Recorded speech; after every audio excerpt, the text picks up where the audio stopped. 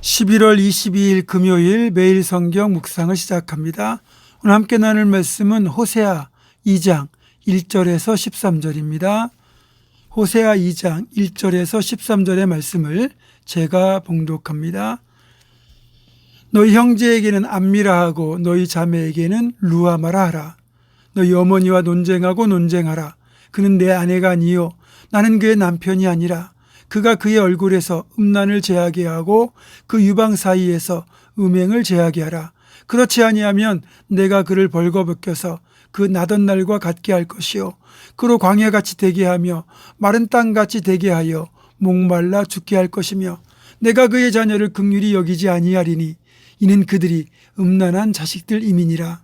그들의 어머니는 음행하였고 그들을 임신했던 자는 부끄러운 일을 행하였나니 이는 그가 이르기를 나는 나를 사랑하는 자들을 따르리니 그들이 내 떡과 내 물과 내 양털과 내 삶과 내 기름과 내 술들을 내게 준다 하였음이라. 그러므로 내가 가시로 그 길을 막으며 담을 쌓아 그로 그 길을 찾지 못하게 하리니 그가 그 사랑하는 자를 따라갈지라도 미치지 못하며 그들을 찾을지라도 만나지 못할 것이라. 그제야 그가 이르기를 내가 본 남편에게로 돌아가리니 그때의 내 형편이 지금보다 나았음이라 하리라.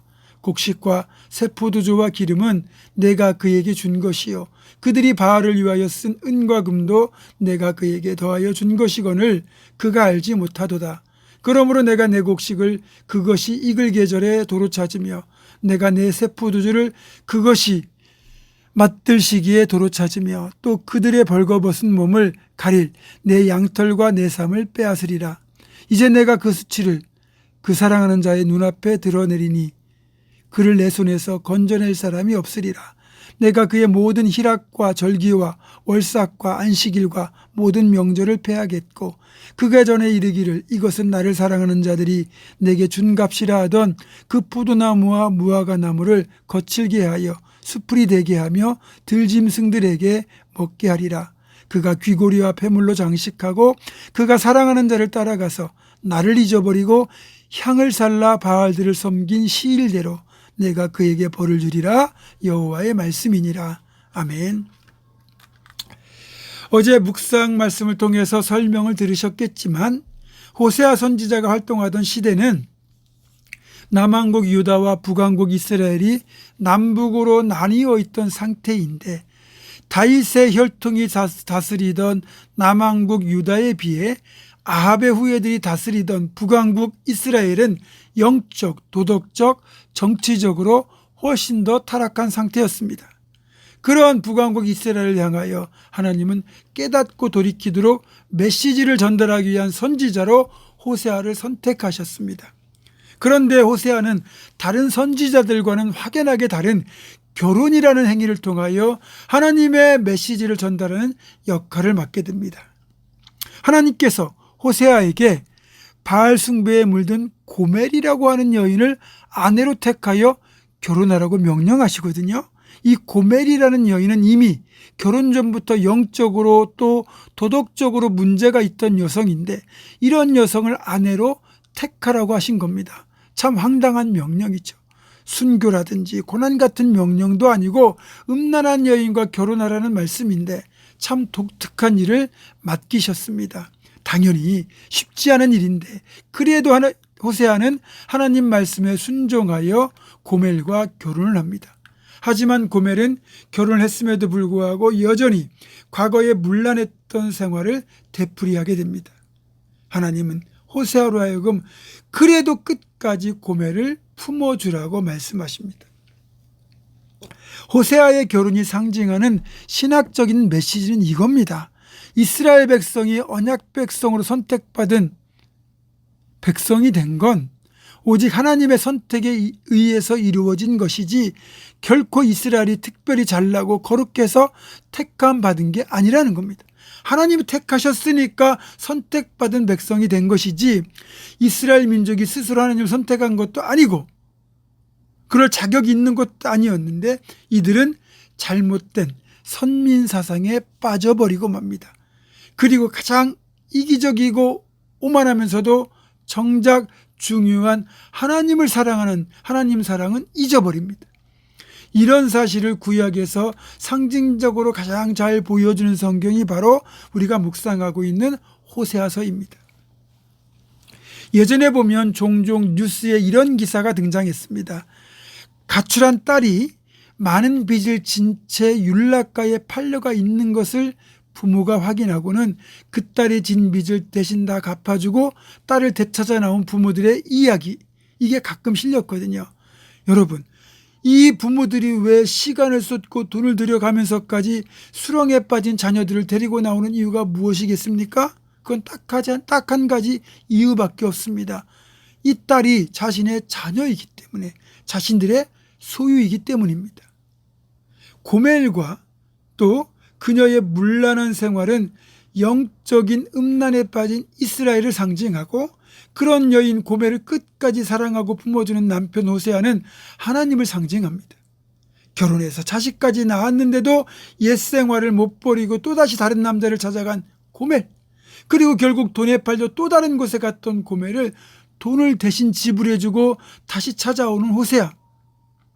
이렇게 죄짓고 용서받고 또 죄를 짓는 고멜은 우리의 모습과 너무나도 닮아 있고, 끝없이 품고 사랑해주는 호세아는 우리 하나님을 닮아 있습니다.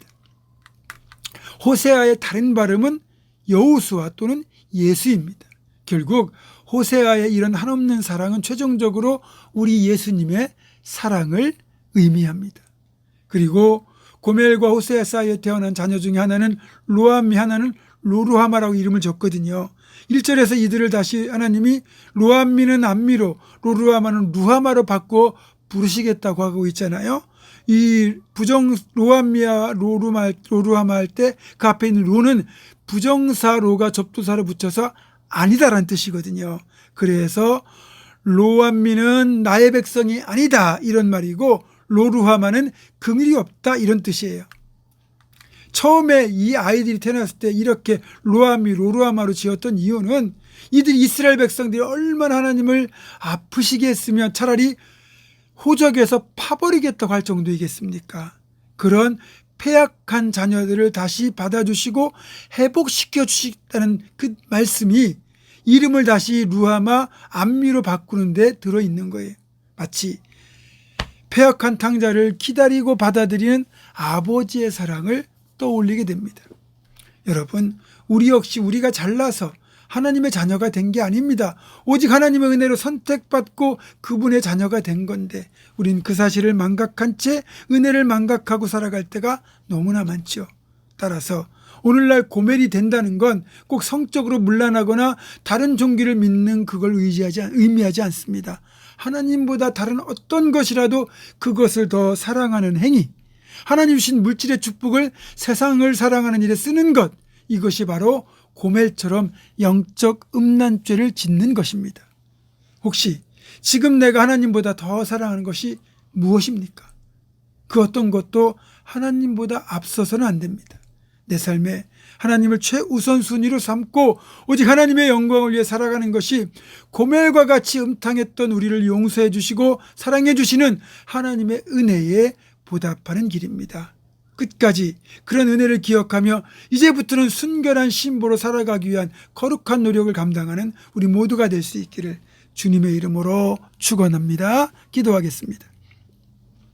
고멜처럼 방탕하고 수치스러운 모습으로 점철되어 있던 우리들이지만, 그럼에도 불구하고 호세아처럼 한없는 사랑, 품는 사랑을 통하여 우리 다시 택해 주시고 구원하여 주시고 하나님의 거룩한 자녀 주님의 신부 삼아 주심을 우리가 감사할 수 있게 도와주시고, 그 은혜를 늘 기억하여 이제부터라도 주님의 정결한 신부가 되기 위하여 더욱더 열심히 우리 자신을 지켜가고 말씀 안에 거하는 우리가 될 수 있도록 인도하여 주시옵소서. 예수님의 이름으로 기도하옵고, 이제는 우리 주 예수 그리스도의 은혜와 하나님의 사랑과 성령의 교통하심이 이제부터는 거룩한 주님의 신부로 살아갈 것을 굳게 결단하는 사랑 모든 성도들, 이들의 삶과 가정과 생업과 앞날과 우리 교회 위에 지금부터 영원토록 함께 하시옵기를 간절히 축원하옵나이다. 아멘.